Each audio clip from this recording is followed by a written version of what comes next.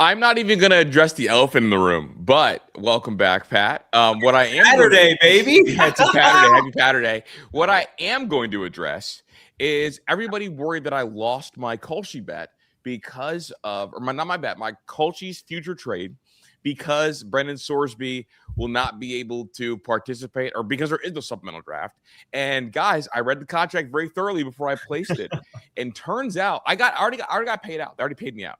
Because it wasn't whether they would hold the supplemental draft. That was a separate market that you could go for. But it's would you submit the paperwork to enter the supplemental draft. And so we're good. Hey, so good. Boys, we can celebrate outside, baby. Yeah, dude, I'm drinking that champagne. What's the Ace bottle with the little thing on it and the pinky up, dude? Literally, a Saturday made me a little bit richer because I was able to double down. But welcome back, Pat. It's really great to see you. Dude, it's great to see you. It's great to be back. And people were worried, man. Like some of the comments were like, what would life be, or like this show's not the same without Pat. And honestly, it wasn't a bit. There was some real tension in the room, man.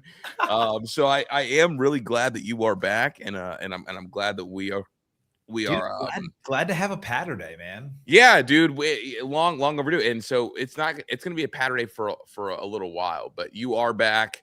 I know. Oh, I missed you. I don't know if Zach missed you, but I missed you. Everyone missed me. Let's be real. Come on. I missed you. So welcome back, Pat. Hope everything is Thank you. Okay.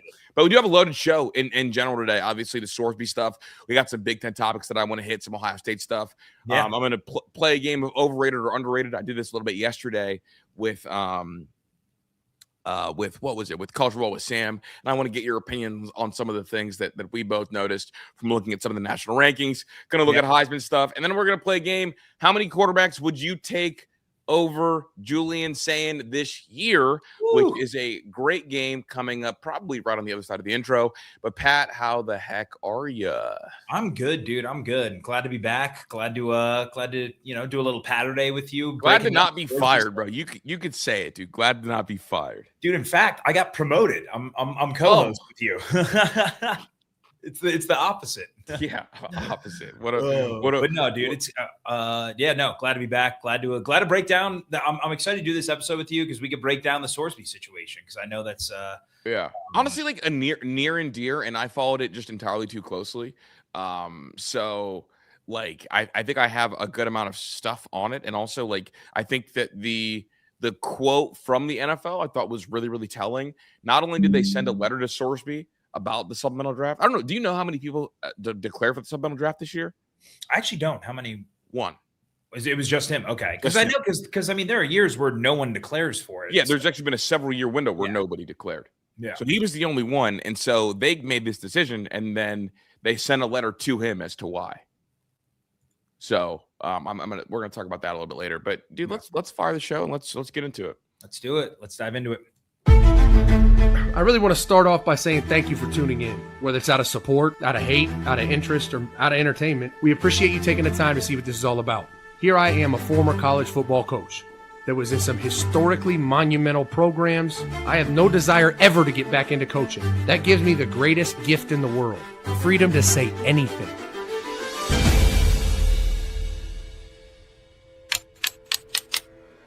It is... They need to level up. I think we have some freaks in Menace Army. I'm okay with that. Go watch the fucking film. But I appreciate you for riding with us, Menace Army. Menace out. Menace Army! Let's get to the show! All right, I want to open up with a game.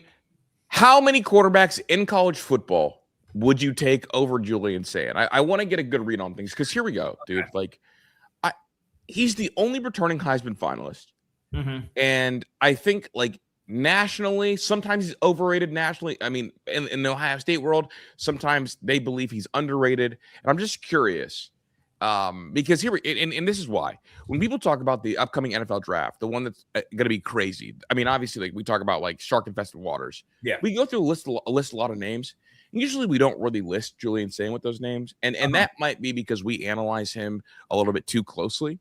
But for you and for the chat, how many would you take over Julian Sayin? Or how many do you think will have a better year this year than Julian Sayin? Because I think those are two different questions. Yes, and it's also, I guess, when we're talking about who we're going to take over Julian Sayin, do you mean in terms of this season for college football, or are you talking about in the NFL draft? No, this season for college football. Okay. I'm into the college quarterbacks. I think that sometimes like the NFL thing gets too cloudy, and all I do is make fun of SEC people for talking about how many draft picks we had. But I'm genuinely curious because here we go. Is Julian Sayin a top 1 through 3 quarterback in college football heading into the year, or is he a 3 through 5, or is he a 6 through 9? I think he's firmly a top 5. I think firmly top 5. Okay, then let's play. Do you want to try to get to 5 quarterbacks that we would take over him, or do you want to just let's try to get to 5? I think I have 3 that I could see myself either getting talked into or taking ahead of Julian Sayin heading into next year. Okay. Who do you have? Who's your no-brainer? Okay, you're better than Julian Sayin, or does that not exist? I don't think any of these are no-brainers because, again, we just talked about it. Like, this dude was a Heisman finalist. Yeah, and the only returning Heisman finalist. Heisman finalist. Yeah, and spare me the whole, he's only there because of Jeremiah. Like, we've debunked that, right? Like, he is a very good quarterback. I think there are some limitations to his game that we maybe we will see some flaws of his more so this year because we don't really know what the wide receiver 2 is going to look like for Ohio State. But I still think he is a top 5 quarterback in the sport. The quarterbacks that I think I would take ahead of him heading into next year, or that basically are side by side and I can be talked into, and it really comes down to one thing, Chris. It is I am a fan of quarterbacks that use their legs in college. I just am. So for me, I think that plays a huge impact into why I would take some of these guys. So for me, all right, Trinidad Chambliss. Okay. Darian Mensah. Okay.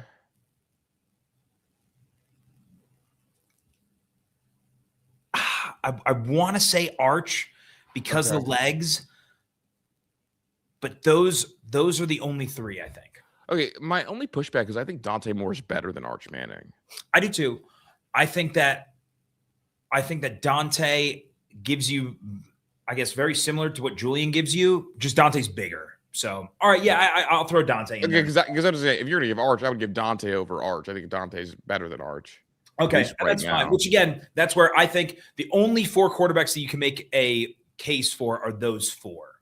Okay, so that's why I think Julian's firmly top 5. Say him one more time. Trinidad, Darian Mensah, Arch, and then we'll throw Dante Moore into the conversation. Okay, those 4. I would like to present to you CJ Carr. Okay, and I would say that I think CJ Carr is also better than Arch. But all right, and I guess this year will be interesting because I think CJ Carr will be asked to do more. Well, I think CJ Carr was better than Arch last year and did a lot last year. I mean, think about it, Doug. Like, if you just want to hold up. Are we comparing CJ Carr to Arch or CJ Carr to Julian Sayin? CJ Carr to Julian Sayin. Okay, I'm just saying he's better than Arch. Like, I think Arch is the closest. The thing with Arch is that Arch uses his and the reason I threw Arch definitely runs. CJ Carr doesn't present that. That's why I didn't include CJ Carr. To me, did exactly what Julian Sayin did last year. Okay, I'll push back. In the Miami game, CJ Carr had a rushing touchdown. CJ Carr used his legs in moments. Yeah, I mean he had 33 rushing yards on the season. Yeah, but here we go. Like Julian had negative 30 because of sack. He did. So it's like what's the long for CJ Carr is the way to, because it's hard. Like if you're just doing a quick watch, you got to see the long and the attempts because the sacks skew the yardage thing so much. Like against Miami, in a game where Jeremiah Love had under 50 rushing yards, CJ Carr had a rushing touchdown, 2 touchdowns, and I think 1 or 0 picks. Yeah, I think Carr is better than Arch. As a thrower of the football, I agree. Okay, I like Arch. So I mean, all right, those last 3 games that we saw of Arch last year, I mean, what he did with his legs specifically is that is what I love out of a college quarterback. Like what his last 3 games. He had against Michigan 155 rushing yards. And wait, you're not going to get much pushback from me on Arch Manning. I'm more saying if you're gonna say okay, Arch is better than Julian, then I would probably put CJ Carr in there too, just because I think that CJ Carr is probably a more polished thrower than Arch, and then Yeah. uses his legs when need be, I would contend that Arch needed to use his legs a little bit more because the whole running back room left the year before for CJ Carr. There were moments like in spot. Here we go. I don't know what your worldview is on rushing. My worldview is I don't care about your overall yardage over the season. I care about like in a moment, in a game, can you go get me yards and can you avoid a sack? Yeah. And I care about, okay, like, can you, like, a 4th and 1, can you get me that extra yard? Now, Arch is the rare case of, like, I'm a legit dual threat. And you know who Arch is? And nobody wants to say this. Arch is Trevor Lawrence. Did you consider Trevor Lawrence like a dual threat guy in college? Yes, sometimes. A pretty healthy amount. I mean, look, dual threat against Ohio State. Yeah. I think Arch is a little more dual threat than Trevor, but. Really? Yeah. Okay. I don't. I would have to look at because I think one of the things that's about like that just about Arch, one of the things that happened with Arch is that they needed him for their run game to get going. I think athleticism, like athletically, they're the same type of athlete. Yeah. Oh, for sure. And like Trevor Lawrence was a really willing runner, but he played with 2 NFL backs when he was there. Yeah. Yeah. I guess. All right. So his 2019 season, that was when he was. That was basically his dual threat year. He had 103 carries that year. Yeah. And Arch, I think had 92 carries a year ago. So, all right, I'll give you that. I think that because Trevor Lawrence is white and was heralded as like the all everything like quarterback, that we just view him as a passer. And now Arch isn't the same level passer as Trevor Lawrence, but I think like that's what I view them in terms of what I mean, they had very similar. So Trevor's 2019 statistically is very similar to Arch last year. I mean, so Trevor had 10 more carries than Arch in 2019. He had about 100 more rushing yards, or a little over 100 more. He averaged 5.5 yards a carry. Arch only 4.3. But touchdowns, Arch had 10 rushing touchdowns last year. Trevor had 9 in 2019. So similar. Yeah, very similar. So, all right. So our final verdict is Julian Sayin is where? I mean, if you want to throw CJ Carr into it, then we're saying he's a top 6 quarterback. Okay. That is at a minimum a top 6 quarterback. I think I would agree. Minimum top 6. Yeah. Going into the year. Now at the end of the year, like I expect one of those guys in the top 5 to fall out and maybe someone from outside the top 5 to jump in. I think a guy that is a big candidate for major leap is Josh Hoover. I was just gonna say a guy who's a dark horse candidate for a leap nationally is Master-Maker. Mm-hmm. A guy who's a candidate for a leap also because he's now going to a system that really, really values and has quarterbacks excel, and he's fit in almost the exact same mold as Jackson Dart is Sam Levat. Yeah, those are guys we didn't even say Jaden Maeva. He's another guy too, which again, based on the system, could have a better year. I think that I still would choose Julian Sayin right now ahead of Jaden Maeva. I would too. Now Maeva isn't really primed for a big jump like the other guys because he's already been with Lincoln Riley for a couple years now. And he's losing to NFL receivers, legit NFL receivers. And he's a guy that even with those 2 NFL receivers had an interception problem a year ago. Yep. I mean, I will excuse the Josh Hoover interception problem because A, he's at TCU, he's at TCU, and B, he's now going to a place that really like limits kind of turnover worthy throws for quarterbacks because a lot of their deep shots are like back shoulder fades, and those aren't really like viewed as high risk throws, high turnover throws. High risk turnover throws. Yeah, for sure. No, I think Josh Hoover is a to me, he's the one, kind of clawing at that group of top 6 just because of what we saw the level up with Fernando Mendoza last year, right? I mean, and for him, Levat and whoever else, you have to project a big leap. And I guess the next part of this question is how big of a leap are you projecting with Julian Sayin? And if you had to add one trait that you want to see him, show that off, would it be the running for yards and running for first downs, or the Bryce Young thing, extending and taking more shots downfield instead of taking a check down and throwing it out of bounds? Which one would you prefer? Because Bryce wasn't like remember Bryce is more of a runner. He wasn't exactly that. He wasn't that at Alabama. He was an extender. Yeah. I think for this offense, I would like to see for this incoming offense, I think I think it's twofold. I think in the beginning part of the season, I would like to see Julian try to extend plays early on to see if he can kind of, gain some chemistry with these, this new group of receivers, right? It's Jeremiah. It's obviously there's BI there too, but then we don't know who's going to be wide receiver 2 really. Mm-hmm. So I think early on, if Julian can prove that he can, kind of extend plays, take some deep shots, see if you can get, Chris Henry Jr. going early on in the season, I think that alleviates a lot of pressure for the entire offense as the season goes on, if you can do that early on. But then I think later on in the season, I would like to see Julian extend plays with his legs and go get yardage, go get first downs, similar to how we saw Mendoza do it late in the season last year. I think that's kind of what we need from Julian. And listen, we all remember what happened in those Indiana-Miami games. He was not able to get yardage with his legs when we needed him most. So I think that is going to be necessary at some point this season. I think early on, though, I would like to see him maybe extend plays and take some shots. If I had to add just one skill, I think it would be the pocket thing, like move around and extend, because my thing, and maybe I'm glazing him too hard, you guys can tell me, but if you force defenders and defenses to have to guard Jeremiah Smith for an extra 1 to 2 seconds of possession, that really is kind of the ultimate thing. For Bryce, he was able to extend plays in 2021, and it resulted in Jameson Williams having one of the more insane years because you had to cover someone that fast for extra. And in the year that Bryce Young won the Heisman, guess how many rushing yards he had? He had 0. 0. And isn't that wild? Our memory kind of plays tricks on us. Now, I know sack yards are a part of that, but again, 0 yards in the year he wins the Heisman, and that is, It's kind of crazy if you look at, because I pulled up his stats. He had 0 yards on 81 attempts. Mm-hmm. And then the next year had 49 attempts and almost 200 rushing yards. Kind of wild how that works. Well, here we go. The receiver unit took a big step back in 2022. They had no Menchie and no JMO. And that was when Zach and I really were looking at Holman Wiggins, who was receiver coach at the time.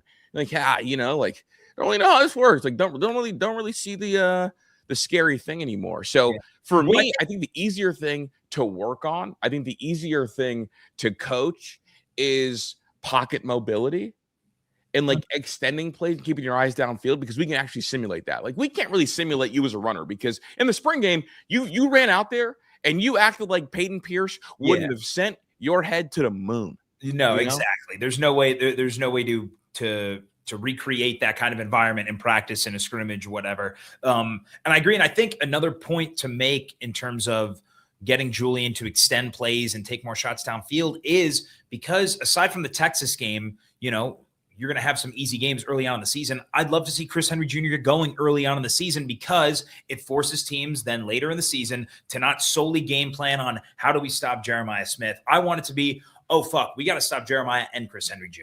And I think Julian being able to navigate the pocket and extend plays for longer, listen, Chris Henry Jr. is a freak athlete. We know that. If Julian can buy a couple more seconds, the same thing you said about defenders covering Jeremiah, I think it's going to be the same thing with defenders covering Chris Henry Jr. They're not going to want to do it for longer than they have to. And I think that could really open things up for the Ohio State offense if we can get Chris Henry Jr. going early on. Yeah, again, and I'm huge in scramble drill. When going back to CJ Stroud in that Georgia game, it was a lot of scramble and deep shots to Marvin Harrison Jr. because you got to defend guys for an extra second. Yeah, I don't know how you feel about this, but for me as a fan, the single most backbreaking thing for me to watch is a quarterback that I'm going up against run around in the backfield for an extra 2 seconds and find somebody downfield wide open. To me, that is more backbreaking than a quarterback run. To me, it's more backbreaking than a penalty. That to me is the single most backbreaking thing, because because the defense does everything right. Coverage is good for the first couple seconds. Everything's right, and just that to me feels the most backbreaking. Yeah, because exactly the only reason a quarterback's going to extend a play like that is because the pass rush got home, and if he's able to evade the pressure and go out, you're like, well, fuck, we got the pass rush home. The coverage was right. It just, he bought himself an extra 4 or 5 seconds, and that made all the difference. Yeah, I agree. I mean, that's absolutely backbreaking. I hope that we see Julian But again, I also want to see him go make plays with his legs and go get yardage when he needs to. I think I agree that maybe that one is a little more important, but I'd contend that later on in the season, we're going to need to see him go pick up first downs with his legs. Yeah. I mean, keeping second and third down super manageable, like when nothing's there, like I'd agree. I was making you choose between one or the other, but in reality, like you would like both. Yeah. I cannot for the life of me unsee the Miami thing. Exactly. The throwing the ball out of bounds and with 8 yards in front of you. That needs to change. So I think both need to happen. I think you can make an argument about, which one takes precedence over the other, but I think really it's going to come down to the flow of the season. Like, that we need to see you use your legs for yardage later on in the season. I don't really, you don't need to do that against Miami, Ohio. That's not, that doesn't really concern me. So so we'll see. I mean, obviously, like this was a pretty good Julian Sayin discourse, and we settled on like top 6 at the worst, number 3 at the best, I think. Yeah, I mean, shit, number 1 at the best. This is a guy that was a Heisman finalist a year ago, right? I think. Yeah, I don't think he'll be I don't expect him to be the best quarterback in America this year, but I hope I'm wrong. And maybe this is like super unfair of me, but I'm not counting on a huge leap. I think the things that he has to work on, like the small detail things. Like a little bit extra pocket movement that can expand a little bit. But I haven't seen an Ohio State Ryan Day quarterback take a huge leap from year 1 to year 2. Yeah. I mean, it's kind of been status quo with Justin Fields, CJ Stroud, and then and those are the only 2 examples we have. Exactly. Yeah, those are the only 2. So it's kind of. So I'm not going to count on it. But let's and part of me not counting on it is, I said this last night, is because Ryan Day quarterbacks have to know so much to even get on the football field. So it's like they're closer to their ceiling by the time they're starters. Yes, but also, was there as much there was not scrutiny about Justin Fields or CJ Stroud after their year ones the way there was scrutiny about Julian Sayin? No, absolutely not. So I think there's a lot more room for improvement in comparison to those 2, seasons going from 1 to 2. Yeah, like that's really insane. There's a lot of worry after the last 2 games of last season. We didn't have that with Justin Fields, right? We knew Justin Fields. We felt like we were going into 2020 with the number 1 quarterback in the country. Yeah, and I felt the same way going into 2022 with Stroud, right? It's same exact way. It's not the reason why we lost games. You can make an argument. Now, I think there was multiple reasons why, but like Julian Sayin was a reason why we lost those 2 games at the end of the season. Wait a second, real quick. Slusho V saying that's cap. Pat, CJ was getting killed by the fans. I don't think CJ really was getting killed by the fans because after the Utah game, it was like the second coming. I guess. And also, CJ Stroud did not shoulder a lot of blame for the Michigan game. Ryan Day did, and Kerry Combs did. Yeah, because the defense got gutted. Yeah, CJ Stroud got blamed for the Oregon game a little bit, and he went through some lulls during the season, but ended the season really, really hot. Well, yeah, and that was early on, so I kind of excused the Oregon game for CJ Stroud. The Michigan game, I thought, again, it was all the rumors of what the team was battling illness and shit like that. Right. I mean, it was the 2022 season where he got heat on him, guys. Here we go. I think that we're confusing like a couple of outlier Ohio State fans with like the general consensus. Like the general consensus was that he was going to be quarterback 2 in the next draft or quarterback 1. Yeah. I mean, fuck. In 2021, he had 72% completion, 4,400 yards, 44 touchdowns, 6 picks. Like, yeah, I don't think people went into year 2 CJ Stroud with the same. I think there's a confusion. I think it was the following year there was more frustration. There was more frustration because that's where he felt like he wasn't utilizing his legs until that Georgia game. It felt more obvious because like the defense got better. Yes, exactly. Whereas like he was kind of hung out to dry by the defense towards the end of 21. And then we saw, the Utah game is a prime example. I guess like at the end of the year, Ohio State fans felt really good about where CJ Stroud was going to be the next year. Yeah, like comparing Stroud after his year 1 compared to Julian Sayin, I think is night. Yeah, is night and day is my point. But I'm this is a really healthy discussion. Let's get a commercial break, Big Dog. Come back. We got Sorsby talk and a couple other things that I want to hit. Yeah, sounds good. We'll be right back after this. This one means a lot to me. Obviously, as you guys know, for the better part of the last year, I've been using Hims, and it has been an absolute game changer for me. I've been on camera like just about every single day for the last like 4 years, whether it's, with Zach or by myself. And I was having some insecurities about my hair, about losing my hair. And before I knew it, like the hairline was being pushed back to almost top of the head, looking like, not looking great. And then on top, I was definitely losing my hair.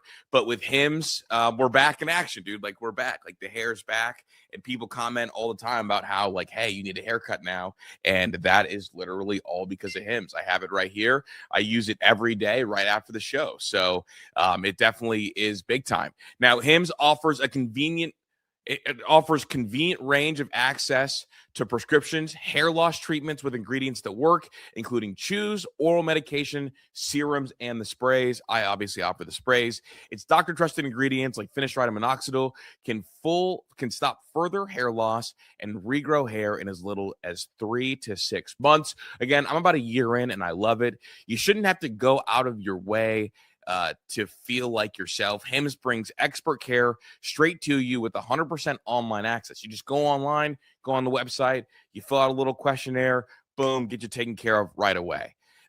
For simple online access to personalized and affordable care for hair loss, ED, weight loss, and more, visit hims.com/menace. That is hims.com/menace, hims.com/menace. Featured products include compounding drug products, which the FDA does not approve or verify for safety, effectiveness, or quality. Prescription is required. See website for full details, restrictions, and important safety information. Individual results may vary based on studies of topical, oral, and minoxidil and finasteride. We're back at it. Just real quick.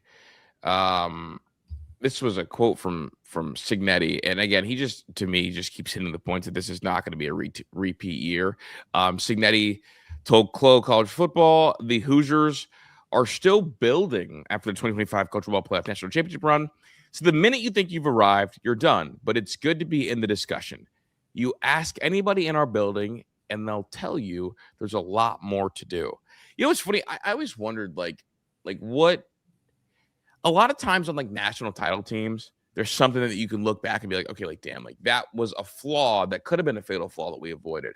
I'm not sure that Indiana had one of those. They were as close to a well-oiled, non-flawed machine as I remember seeing in college football without really having superstar top-end talent, which I think is unique. And I say that even though Mendoza went number 1 overall, but I'm talking about more that with the Heisman. Yeah, but I agree. More in the trenches.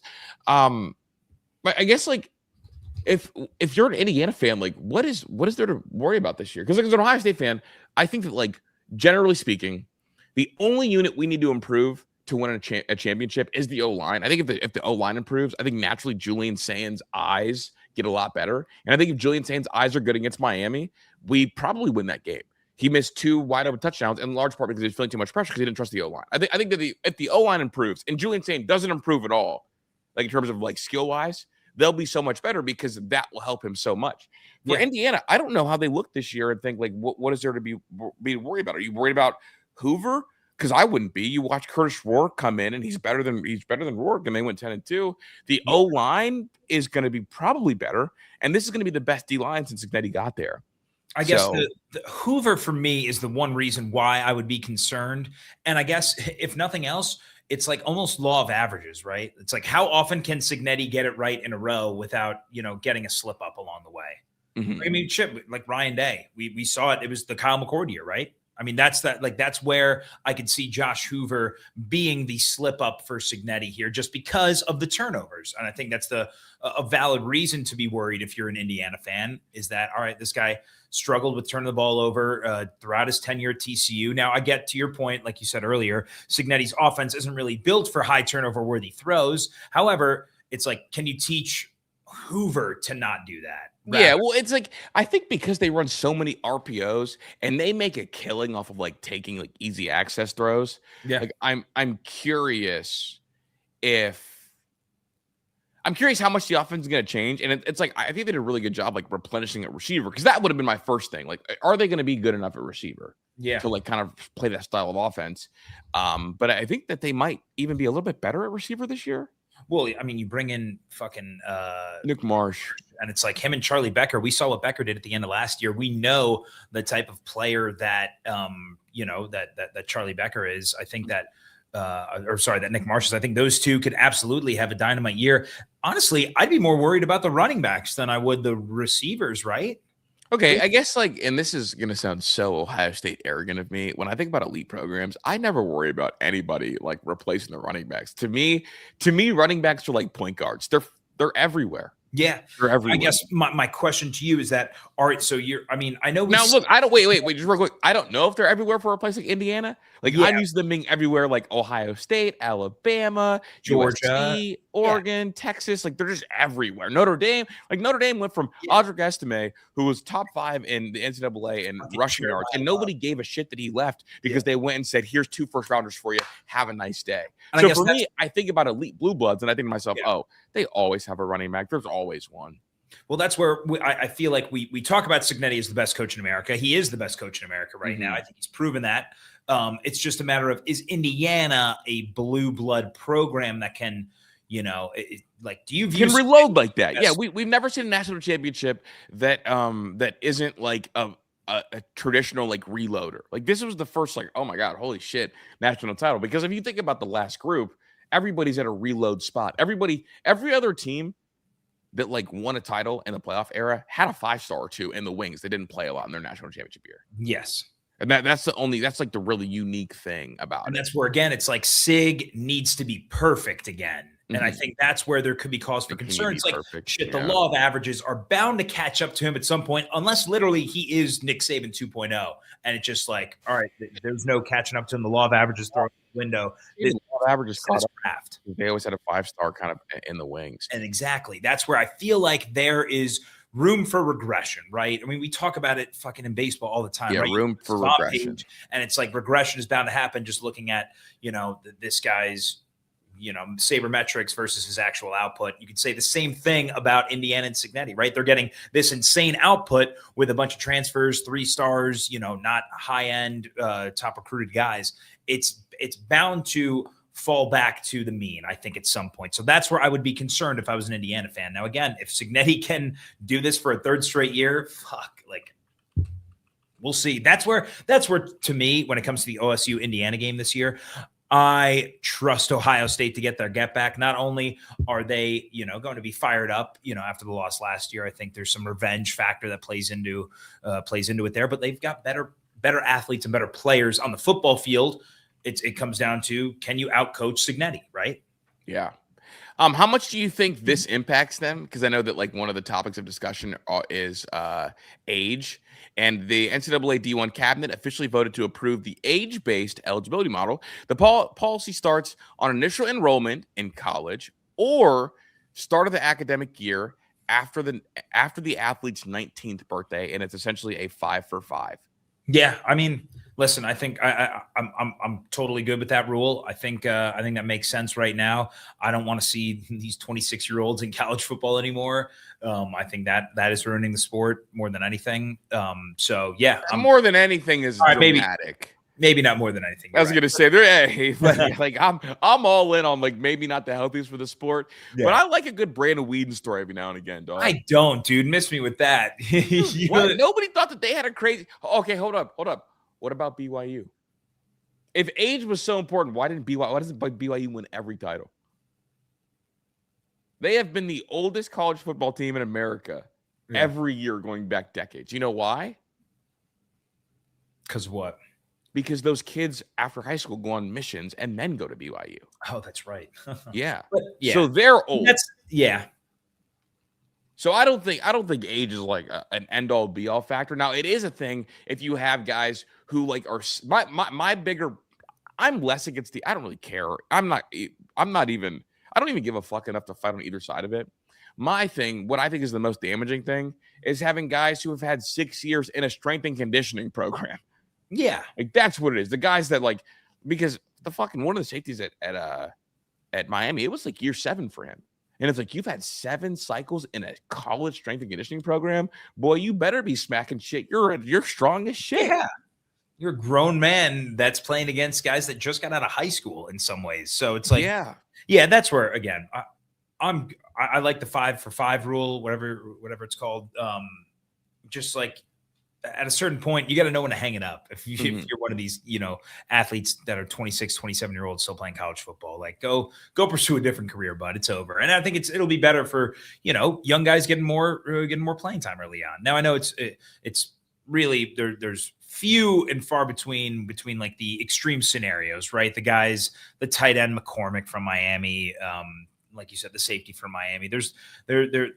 Those scenarios are few and far between, but I think it'll just get rid of the headache of these guys trying to get a 6th year of eligibility and the medical red shirt and all that shit. So I don't know. Yeah. The chat's asking if they kept religious exceptions and also military exceptions. I am going to, here we go. Here's the exceptions right now. The cabinet defined the exceptions that could delay or pause an individual's period of eligibility under the age-based rules, which include pregnancy, active duty military service, and official religious missions. These exceptions will only be available if the student athlete does not participate in organized competition for the duration of that exception. For consistency through Division I, the NCAA Eligibility Center will administer the use of the exceptions. So that is the answer. All right. So that's good. So BYU can continue to do their thing. Military continue to do their thing. And if you get pregnant and, but obviously female athletes can get pregnant, but whatever.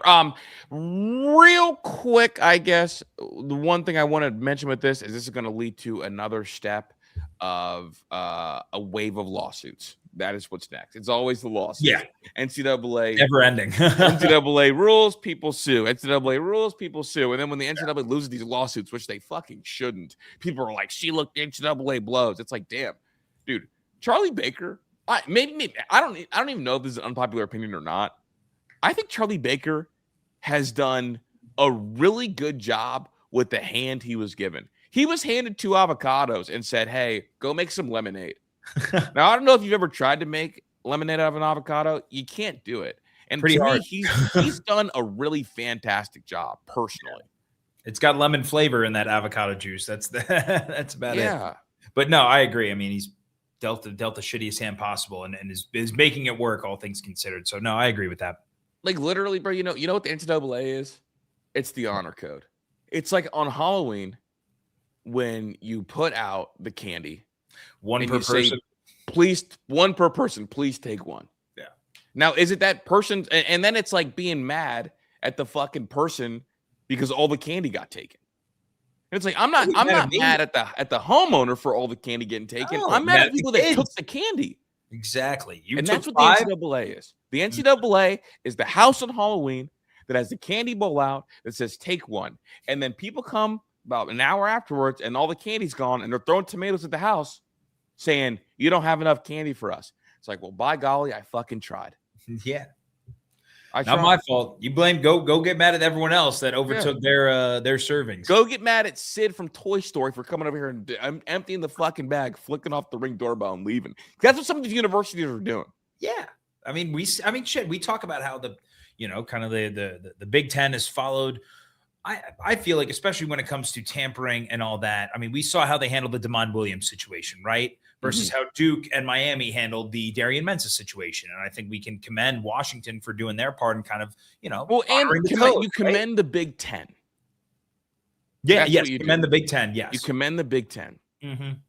And honestly, that's like to your scenario, the Big Ten is the parents that are saying, hey, no. Don't that sign says take one candy, right? Yes. And they listen to your parents. Oh, whereas the SEC, the parents aren't watching, they're taking 5 and the parents don't give a shit. Parents don't even walk with their kids in the SEC. They fucking smoke beers, put their feet up. They have stains on their wife beaters, and they smoke inside. Real ones. Inside, exactly. Oh my goodness, dude. That felt like an absolutely incredible analogy. Just a real quick hitter. I don't know if you saw this, but the number 1 ranked offense at college football 2027 is none other than the Ohio State Buckeyes. Hey. And they're led by Jeremiah Smith, the only 99 in the game. Has there ever been and this is like going back to Madden too. Has there ever been a 100 overall, or is 99 the highest? Right. I mean, I don't know. I know that like in Madden Ultimate Team, there's like hundreds, but that's like card based. Okay. I mean, I say this like obviously like I worked on a game that's not nearly as involved as NCAA. Obviously, what is Willie Mays the 100 overall? Yeah, in my baseball game, Willie Mays is the only 100 overall. All right, here we go. So this is in terms of Madden history. 7 players received the elusive 100 overall rating in the history of the game. Okay. But Is Calvin Johnson one of them? Oh, dude, this is like, all right, so here we go. EA Sports capped the maximum overall rating at 99 starting in the early 2000s. So this is all from Madden 99. Okay. But it's Barry Sanders, Jerry Rice, Shannon Sharp, Mark Chmura, Tony Baselli, Deion Sanders, and Mike Allstott. Okay. I mean, no complaints. Oh, here we go. Devin Hester was given a 100 speed rating in Madden 08. Highest of any individual stat. That's pretty cool. I do know that they do it for just in Ultimate Team. Yeah, okay. They do a lot of that. And I'll never forget there was like 100 overall like Odell Beckham Jr. card his rookie year. Cause like there's like this golden ticket promotion or whatever. Yeah, there's a golden ticket promotion, and if you pull the ticket, you get to like design your own card. And it was Odell's rookie year, so he was going through Supernova, and someone their golden ticket card they wanted to release an Odell card. So I remember that. And he had like 101 spectacular catch. Okay, which was cheating in Ultimate Team because you threw it up to him, he would just go catch it no matter what. So, that's fire. Let's. People are saying. In my game, someone said Nolan Ryan should be the only 100 overall pitcher in your game. I did not give. I disagree. I think Jacob deGrom should be. If we're giving 100 overall, to a starter. That's my Michael Jordan. Yeah, that's my guy. So I'm not really gonna argue with you. Wait, so timeout.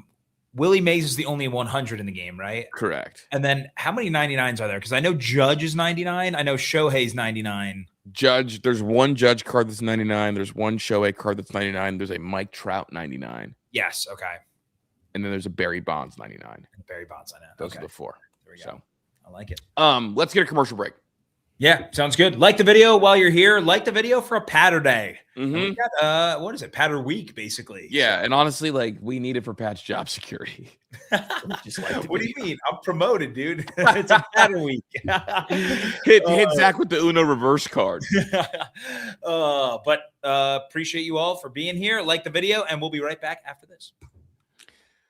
I'm sure you've heard it a couple times by now, but our show is proud to represent the Awaken 180 brand. Obviously, with Zach, you guys have seen him transform his body, learn a lot, get a private coach, and ultimately like turn into a healthier, better version of himself. And as someone who works with Zach every day, I've got to say it's been incredible. I mean, he was definitely a good co-host before, but seeing him, get with a personalized coach, get the education, like plan out the meals, like really care about himself has been really, really inspiring to me and a ton of others. And B, I mean, it's made him a really good co-host. I mean, he's someone that is kind of like, building the perfect engine. And I'm a fan of this like new version of Zach that's continued to kind of challenge himself to get better and done it with Awaken 180. And when he tells me about it and tells the Army about it, it checks every single box. It helps you, you get held accountable for things. You get the coaching, you get the education, you get to know where to start. And he lost all this weight and is now in maintenance. It's been awesome. So definitely recommend. Again, Zach's been an incredible co-host, and I'm really proud of him for taking his health by the horns and getting right. If you are interested, I mean, at least go check it out, awaken180weightloss.com, and tell them that Zach and Chris sent you. Bang. Bang bang. Good old Sorsby, dude. Sorsby. Back in action, baby. We can't get rid of him. Dude, it's so funny because I never want to say is anybody having a worse year for someone that just got like $5 million. But I'm thinking about this whole Sorsby thing, and he handled this whole situation so horribly, like so bad. Yeah. Obviously was gambling in Indiana, was gambling at Cincinnati, was gambling at Texas Tech then. Got in trouble, had to, fought the NCAA, got eligibility back, decided, okay, It's not worth the heat. I'm going to go to the league. Declare for the supplemental draft. And the NFL said, absolutely not. We're not doing it.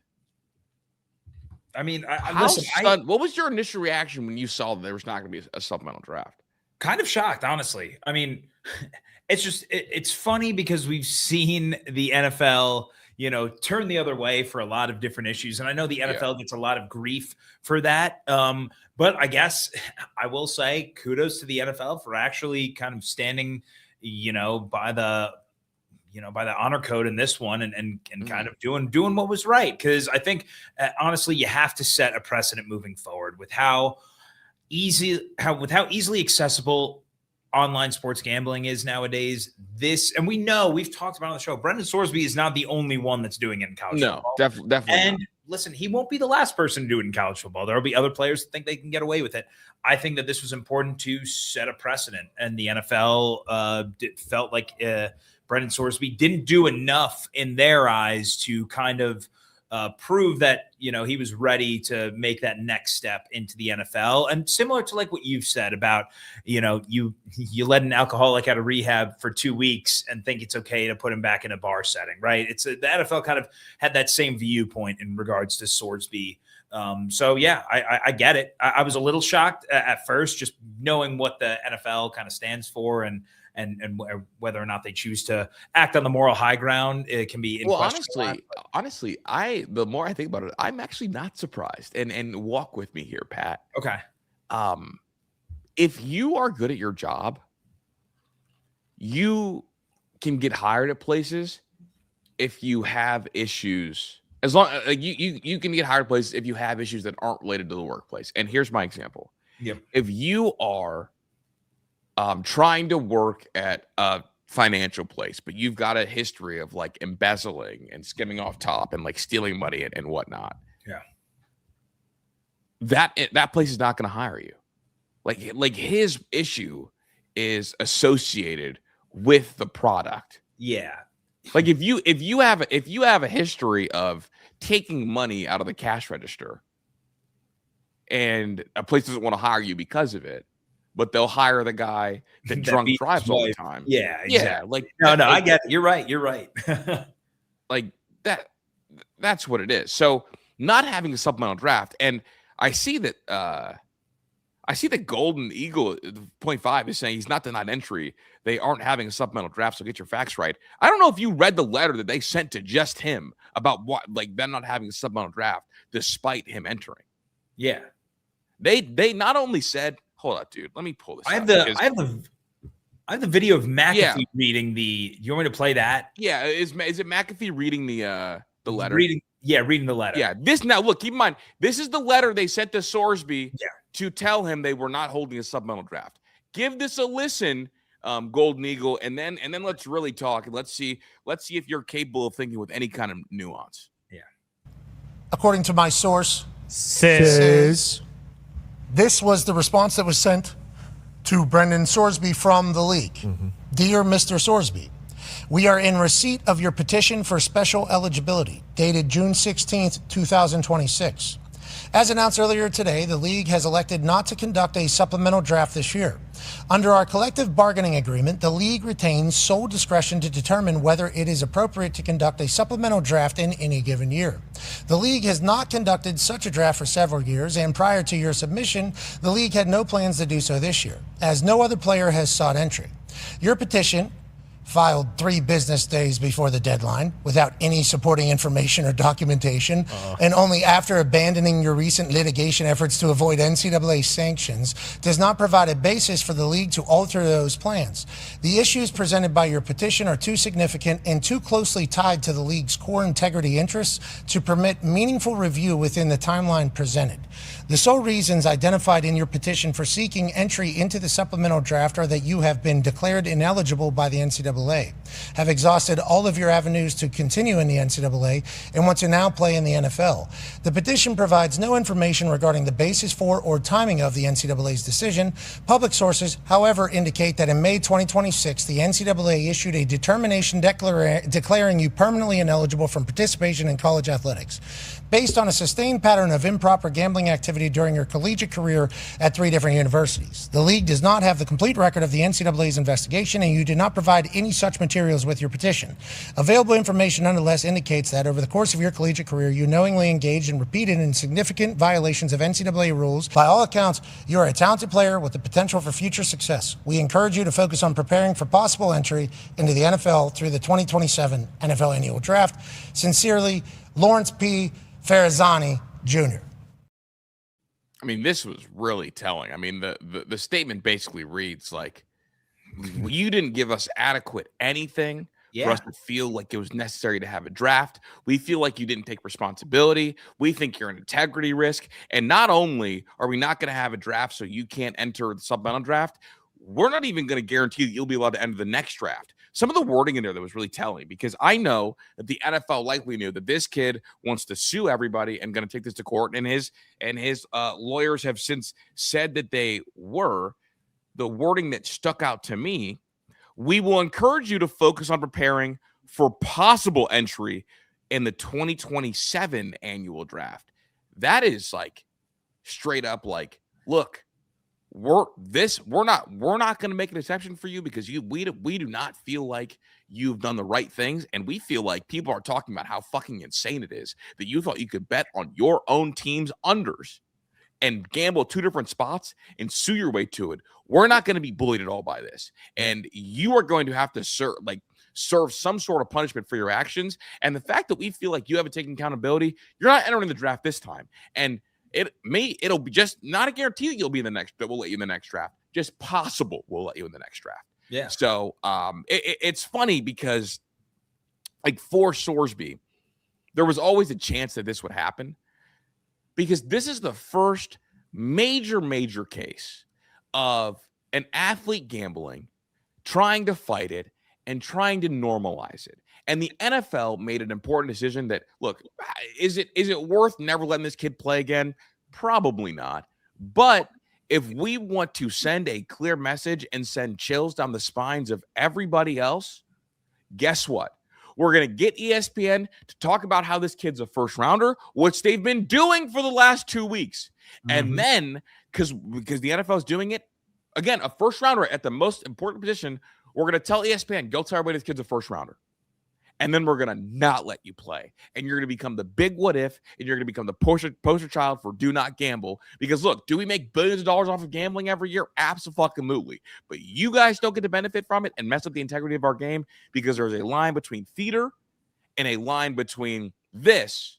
And we want that line to stay very, very clear. The NFL already battles stuff about fixing games. Well, I was going to say it's not even very clear to begin with right now, because they want to keep it clear.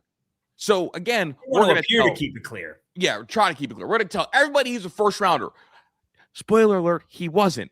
But we're going to tell everybody that just to let you know, no matter how good you aren't above this fucking shield, and this shield matters. And look, Brendan Sorsby did it to himself. And the NCAA, you could battle with. They don't have power. The NFL, private entity, they got a ton of power. And the last part that I'll say is, it's funny because Sorsby and his attorney are hurting themselves, because they're saying the NFLPA, blah, blah, blah, blah, blah, blah. It's like, well, dog, the NFLPA, that's the NFL Players Association. They don't have a job to protect you because you're not in the NFL. Yeah. I think the NFL, I'm actually glad that the NFL stood on business for once, right? And kind of, and honestly, like you said, made it known that they are trying to at least actively battle the "you guys are fixing games" allegations, right? Yeah. Because I mean, that's been a thing for years now, and I feel like every year it becomes more and more, I don't know, almost, believable. The line just gets blurred a little bit more. I mean, shit, dude, we saw the Bills, what was it? The Bills-Broncos game in the playoffs with the officiating, what's ruled a catch, what's not ruled a catch, what's a penalty, what's not a penalty. I mean, officiating in and of itself is the main reason for the belief that the NFL is fixed, and they're not taking any chances by putting a guy who is willing to make money off of it. And so I get it. I do. I really do. One of the things that also happened was obviously like his legal team is going to try to go to court. I don't know if you saw this, but Tom Mars did a breakdown of the legal counsel behind the NFL and like how absurd it is. They've got 6,000 lawyers on retainer. Wow.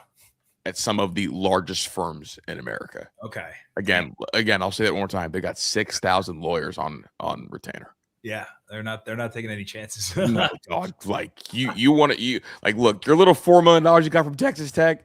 That's cool. That's cool. We will bankrupt you. Yeah, we will bankrupt you. No, I think it's cool. The NFL made it clear that they felt like Sorsby didn't do enough in their eyes as well to like prove that you believe. I guess prove that you should be given a chance, right? Mm-hmm. It's like when you're talking to this girl who's hasn't shown interest in you, but you keep pursuing her, and at the end of the night she leaves, and you go to that girl that's been sitting next to you the whole time, and then now you think like, oh, it's a given, like she'll go home with me, and she's like, no, fuck you, you didn't give me the time of day. Like that's kind of what the NFL did to Sorsby. I mean, bingo. Like you don't like we're and also like we're not a plan B, big dog. Yeah, exactly. You put all your focus and all your attention into the one girl the whole night, which was the NCAA, and trying so hard to get your eligibility back in play to play for Texas Tech next year. You didn't even consider the NFL Supplemental Draft until, like they said, 3 business days until the paperwork was due. Like, and you thought we were entitled to let you in. It was just a last minute option. Like, oh, everything else failed. This will work. Bingo. This is Sorsby's Jeff Lee Kessler. This is his exact quote. The NFL's decision is a violation of the collective bargaining agreement, and we intend to pursue the players' rights with the NFLPA. Dog, the CBA applies to those who are already in the fucking league. Yeah. Period. Mm-hmm. Period.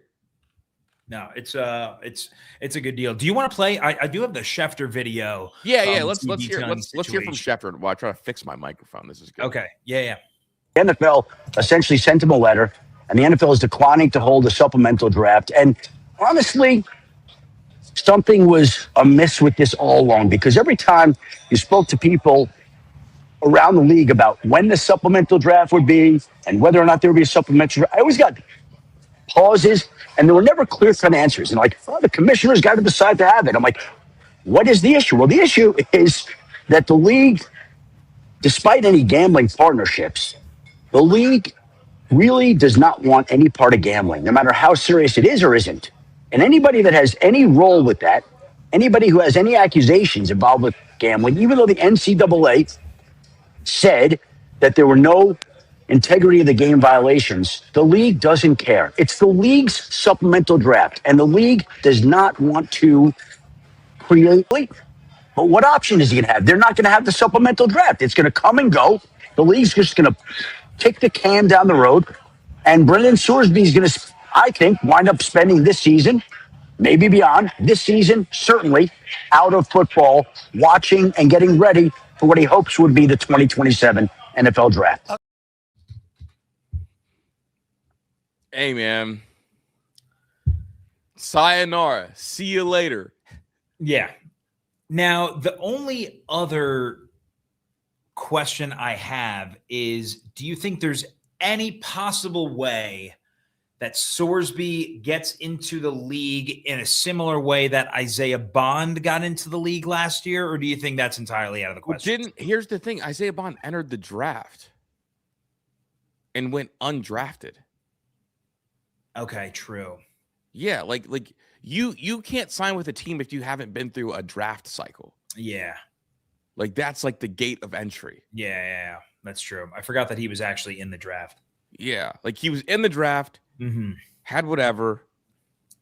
Like the case got dropped and then he got signed afterwards. Yeah, because I guess that's where I'm wondering if, or I guess I was wondering if you cannot get signed in the NFL until after you go through a draft cycle. Yeah, so yeah, he's completely fucked.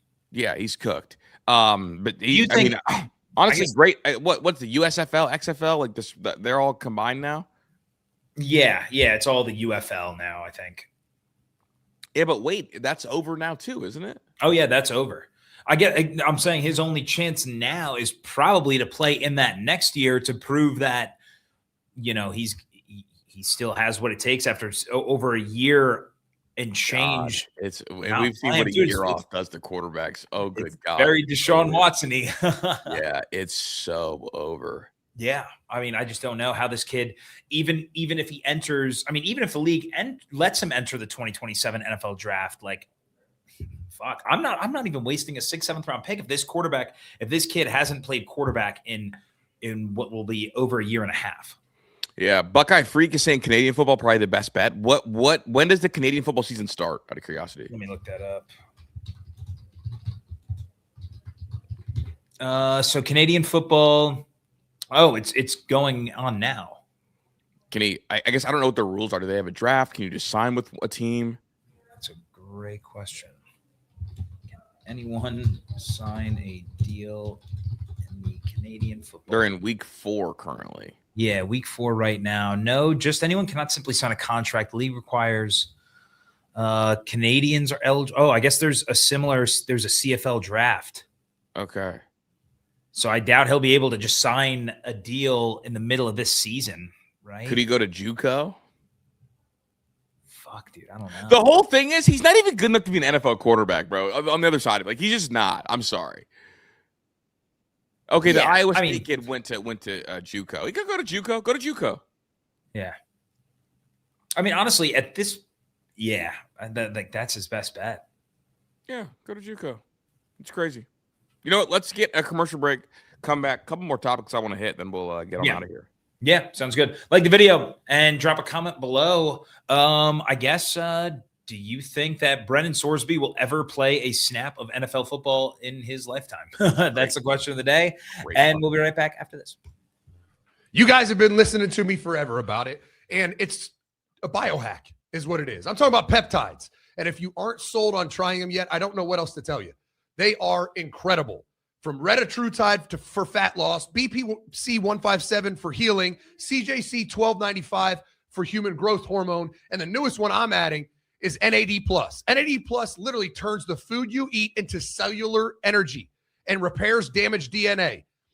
NAD+ transfers electrons in the mitochondria, acting as a shuttle to power virtually all bodily functions. And it activates enzymes that fix genetic damage and protect cells against stress. It also signals cells. It is, I don't know what it's an energy peptide. I'm talking about you will be the highest level of energy you've ever had if you add NAD+ to your routine. Whatever you want to do, just ask AI. Say, here's what I want to do. What peptides are best for me? And we got them all at menacetofitness.co. Go over to menacetofitness.co and start your journey. It's truly unbelievable what it's done for my body, for Justine's body. It is incredible. And if you haven't checked it out yet, you will eventually. I'm just trying to encourage you to start now. It's never too late. We have the best products on the market at the least expensive prices. You can't beat it. Go to menacetofitness.co right now. Dude, my mic arm is busted, bro. I broke it fiddling with it too much, dude. It's like disconnected, bro. Oh, fuck. So I got to put a new one on. I hate to see it. It's the fucking worst, especially because I have a long day today. But neither here nor there. No complaints from me. What else did I want to hit? Oh, dude, I wanted to hit this. The Big Ten playoff thing. I think we did it with Chris Lowe. We did with the SEC yesterday. Yeah. I just want to talk about how much cleaner this one looks. Yeah. Like how much better we feel about the team. You can leave the thing up at the bottom.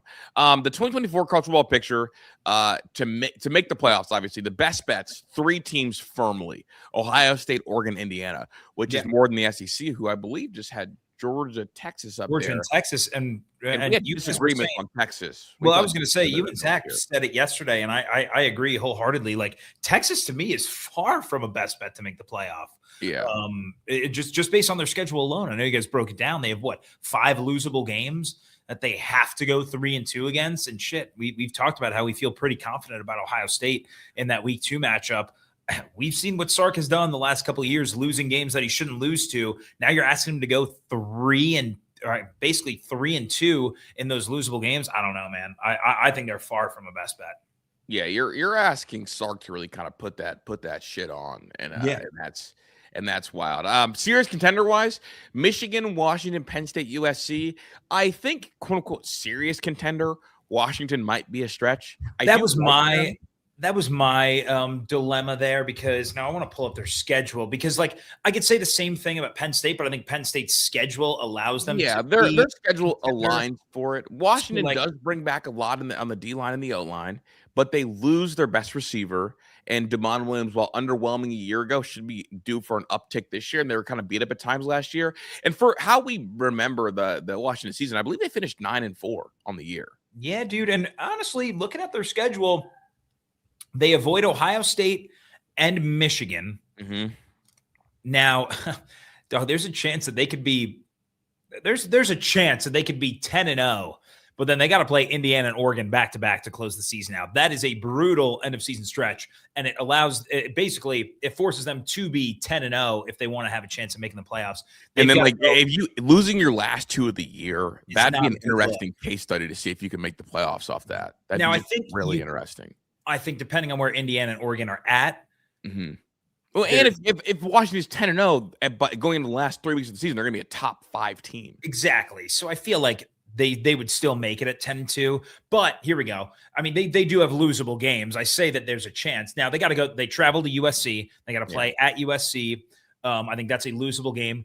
They have to travel to Nebraska, which that environment I think represents could be a losable game. And then the big one is that they're home against Penn State. That could very well be a game game. Yeah, eliminates either of those two teams. So yeah, I think there's a chance. So I take it back. I can see a world in which Washington could be a playoff hopeful towards the end of the year. But I mean, you're kind of talking me into it, but I wouldn't have them as a serious contender. And I get it. Like, you want to have more serious contenders than you do best bets. So that can be tricky, because Washington, to me, feels like the perfect dark horse team. Maybe they have 2 teams in the dark horse category, them and Iowa. Yeah, I mean, honestly, that's how I view the Big Ten right now. It's like it's a tiered, it's 3 tiers, right? It's Ohio State, Oregon, Indiana at the top. Yeah. And that second tier, I seriously do believe it's Michigan, USC, Penn State. And then that third tier, I think you can even add maybe 1 or 2 more dark horses. Now, Illinois. Exactly. Illinois is one. I think if you throw Illinois, Iowa, and I'll throw Nebraska if you're feeling like Patrick. Yeah, I mean, hey, I'm throwing Nebraska in there. You don't have to. I'll do it for the both of us, but I'll throw Nebraska in there too. And then it's like that. That's how I view it. Now, I think for this scenario, they just want 1 dark horse, so I get why you would choose Iowa. Yeah, and they want to have more serious contenders than they do best bets. And how do you feel about, I guess, Damon Williams? I mean, we didn't even bring him up in the Julian Sayin and quarterback discussion earlier. I don't think he's in that tier. I do think he's like a little guy that is magical and at times can extend, and a good athlete, willing runner. I think like he's in that Kevin Jennings bucket. Yep. And I guess and I like Kevin Jennings, but I think he's like a step below. But I'm worried about his mental makeup for someone to try to lead their team. But I like him. I definitely like him. Honestly, I will have him and Hoover as like who will be the most exciting Chris Drew quarterback in the Big Ten. Okay. Are you throwing? Is Rocco Becht in that too? No. Rocco Becht's arms are too short. Okay. I just because he's a Big 12 guy. That's why. Yeah. Well, I like Rocco Becht, but he's just like he's a meat eater, bro. Like, how do you like your steak? Pause, raw? Bro. Pause. You know, and he likes his steak raw. Nothing wrong with that. Yeah, no. I guess I need to start saying carnivore. Oh, someone said Easy. My guy Easy J, dude, shows up every single fucking day. I really greatly appreciate him. Williams or Mateer, who do you like more? Ooh, that's a great question, dude. Holy shit. Going and. I feel like me and you are on opposite ends of the spectrum here. I don't know if I believe John Mateer at all heading into this season. Oh, I believe in the fuck out of John Mateer. I'm going Damon Williams. I'm going thumb injuries and like right here, those fuck with you, bro. Yeah. He went under the knife and came back 14 days later. All right. I'm just saying. But in honor of it was gross. I mean, fuck, was Damon Williams not gross at times last year? I mean, not as bad as John Mateer was, right? I mean, we look at if we're just going like fucking 3,000 yards, 25 touchdowns, 8 picks, like Demond or Mateer? Yeah, that's Demond. Oh yeah, give me Demond, dude. Yeah, bro. Demond had one. He had the Michigan game was really bad. In the Ohio State game, but it's Ohio State, so who gives a shit? Yeah, honestly, but I don't even fault him for that. Mm-mm. He went 18 for 22 passing against Ohio State. Yeah, bro, come on. We were up and they were dink dunk. No, I know, but I'm saying like if the Michigan game was bad, 20 for 32 passing, no touchdowns, 3 picks. Like he didn't have any turnovers against Ohio State. And I guess the Oregon game, 15 of 30 passing, less than 130 yards. That was a bad game too. So yeah, I mean, yeah, he had 3 bad games against the top 3 teams on the schedule. Does make you question. Yeah, no, I think Buckeye Freak is a great point. Like Mateer had lower lows but higher highs. Like the John Mateer signature games felt like, oh my God, that's a great college quarterback that can do it. And it's got a little bit of like the tough, like if since my team on offense is so limited, I'll just get it out the mud by myself. Dog, what was Mateer's best game last year? The Michigan game. Yeah, I mean, dude, here's the thing, bro. You have to watch the game, bro. He died. No, I know. But like aside from that, he was shit. And I get it. It was after the surgery too. So I don't know. I guess I need to see more than just we've seen one good game out of John Mateer. Yeah, I guess John Mateer feels like when he plays, it felt like year 1 Stetson Bennett. Yeah, and maybe a little more mobile than Stetson. Yeah, and what did he do in the Bama game? Like which one? The one they won? The one that they won. Dude, he was 15 of 23 for 138 yards passing, 23 rushing yards. Like did nothing. What was his long though, rushing wise? Because I just felt like he just fucking willed that team to go get it. His long done. was 20 yards. Okay, yeah. Dog, 120-yard run is not putting the team on your back. He put the team on his fucking back, yo. The thing is, like, even against Michigan, he was running for like 1.4 yards a carry, but he just kept doing it over and over and over again. Dude, well, he ran for 75 yards in that game. Like that was, and then, but how many yards per carry? Like 4 yards a carry. Oh wow, okay, yeah. That's good. 3.9, but he also 2 touchdowns in that game too. Dude, he was just beating his head on the wall, bro. He's just a war daddy, bro. But no, I'll probably take Williams. Actually, looking at it from in a vacuum. Yeah, but again, I mean, if Mateer comes out and looks like the way he did against Michigan, then I'll feel a lot better about it. But no, I'm going to Mom Williams for sure. His body just takes a beat down though. Is my thing. I don't know if Mateer will ever survive healthy. Fucking the Riley Leonard treatment. Yeah, dude, just body taking a beat down. All right, last question. You can get this off the screen. Oh yeah. Question for you and for the chat. Who's a better head coach? Freeman or Cristobal? Ooh. Isn't that a great one? I've been thinking about that all fucking morning. I'm gonna go Freeman still. I know that Mario just played for a natty, but and beat him on the way to the natty. Yeah, he did. I still am going to lean Freeman, though. I mean, that team should have made the playoffs last year. And I stood on that hill and died on that hill last year. But I think that team should have made the playoffs. And if they did, I think they had the 4th best odds to win the natty before the final rankings were revealed. So I think that team absolutely could have made a run similar to Miami. Now, again, no one was beating Indiana. So it's kind of moot point. Yeah, moot point. But I think Freeman making it to the natty the year prior holds a little more weight. Because I think that was a tougher run for them. Yeah, but I don't know. I'm going Freeman. Now we'll see this year if Miami can make it back to a Final Four. And I want their fan bases to hate each other more. They should, right? Yeah, Catholics versus convicts. Like you guys know me. I'm not a big fan of like racism or elitism, but I will read it and be entertained by it if it's between 2 fan bases that aren't my own. Yeah. So, also, when has Marcus Freeman lost? That's Marshall, dude. They both have really embarrassing losses that are straight coaching fueled. Here we go. It's like almost like question for you, Pat? What's more unforgivable? Having a timeout left, Ohio State being on the 1 yard line, and you not taking a timeout to get an 11th guy out there, or not taking a knee against Georgia Tech. And fumbling and then losing the game right afterwards. Okay, I think not taking a knee is way worse. Yeah, because to me, all right. But the Freeman thing is bad because it happened multiple times. What was that? It happened multiple times with Freeman, not like having late game, not the late personnel. Yeah, I get that. To me, though, it's like also the nature of the loss, right? You lost to Ohio State. you know, that again, I know it was the McCord year, but also they had multiple chances to win that game. I'm not going to solely blame that on Freeman, dude. If you get a stop on, what was it, 4th and 19, then the game's over. So it's Xavier Watson would ever dropped an interception. Yeah, exactly. Yeah, that too. So it's like I don't fully blame Freeman. Now, yeah, absolutely terrible, coaching on that last play of the game. But that loss against Georgia Tech for Miami was way worse, I think. Yeah, and that was their back-to-back losses against Georgia Tech. They can't beat Tech. Yeah. Even last year, they didn't play Tech. Yeah. For some reason, they can't. And look, I'm a Georgia Tech fan. We had no business winning that game at all. Yeah. I couldn't believe it when Sonovich kept running it. And you know, like up until that point in his time at Miami, they had never taken a knee. That was like a Mario Cristobal thing. We don't take knees. Dog, that's the shit you do in Madden with your boys, because you make a silent agreement, like, all right, yeah, we'll play to the last, the last second. You don't do that shit in real life. Yep.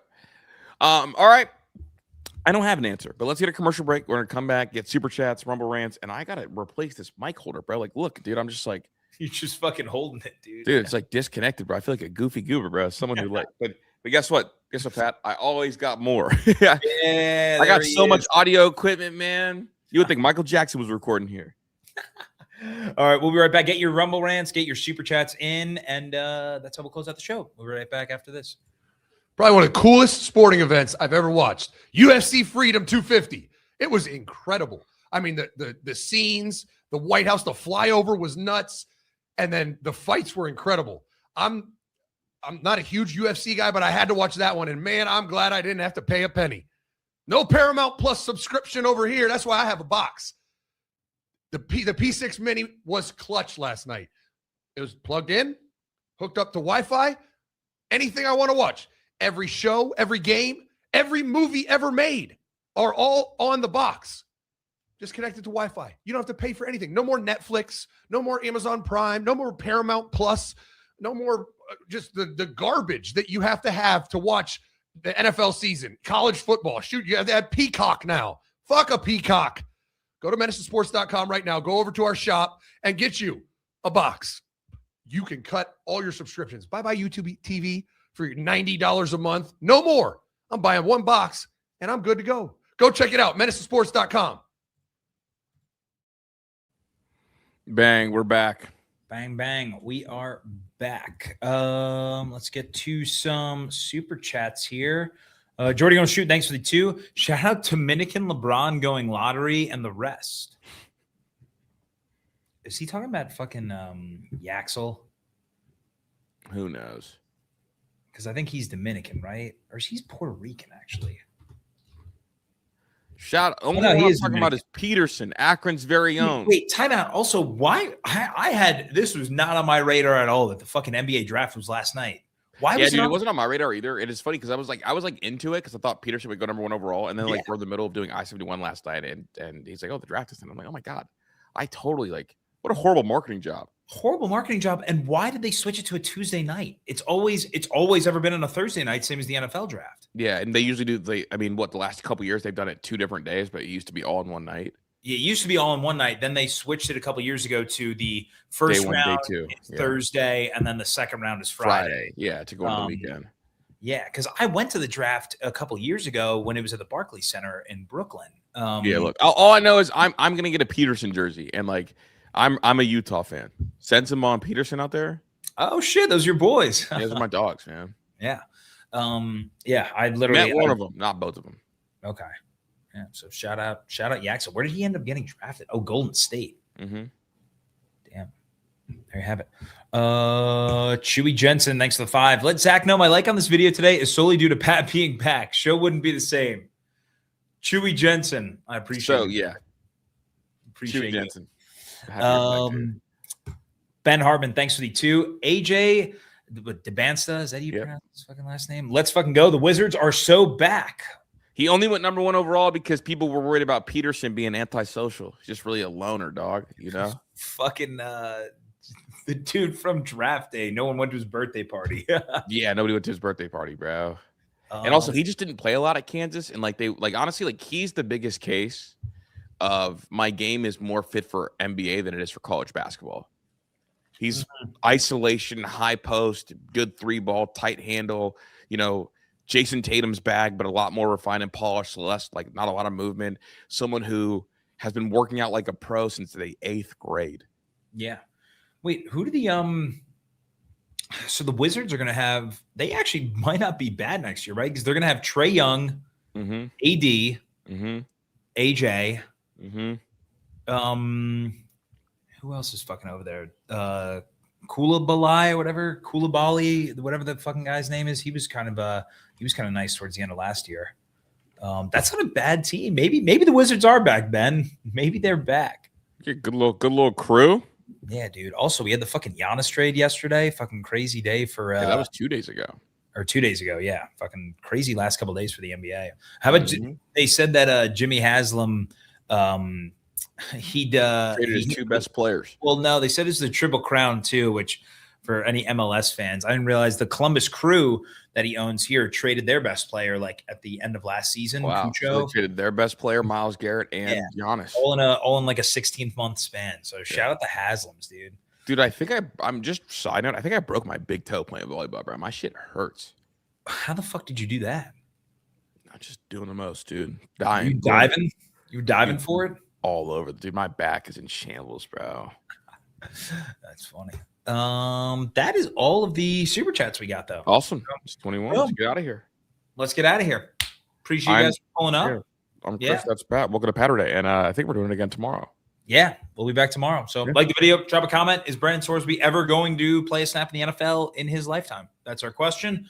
We'll see Menace Army tomorrow. Menace